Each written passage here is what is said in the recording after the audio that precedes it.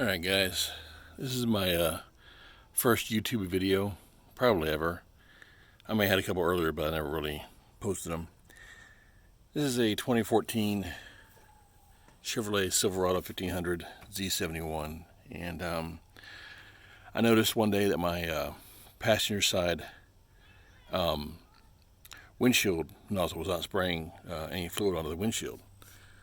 I troubleshot, making sure it's full of fluid, nothing clogged, this and that. But after looking at a few things on the internet, one of the things I mentioned was either a clogged hose or just a bad nozzle.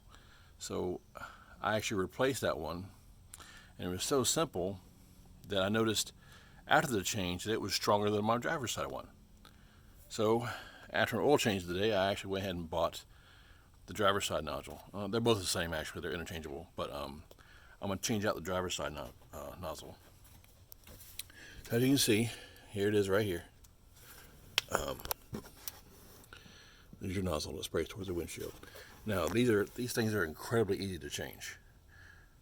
First thing people said, oh, you got to pull that whole cowl piece off to get down in there. But actually, no, you don't. It's simply squeeze and pull out and snap the new one in and put it in. I will say there's one caveat to this though. You need to hold on to that hose, because if it drops down below there, then you are taking it apart. So I need to pause just for a second here, okay? 1 second.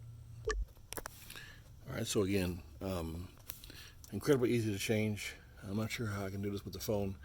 I may have to just explain it to you. But you just simply grab it. Let's see if I can do it here. I'm keeping the other one in arm's length because you just grab it, push, and it comes right up. Now see where the hose is? Right there. You have to hold on to that hose. I'm going to put this down. There's the hose right there. See it? I just twist, and so I'm going to pause it for a second, and I'm going to replace it and show you how it snaps back in. Okay, I've already changed it out. You simply hold on to the hose right there. At the bottom, if you guys can see that right there. You hold on to the hose right there, and you pull out the plastic nozzle and put the new one in. Then you just take it like this and snap it in. That's it. Done. And there you go.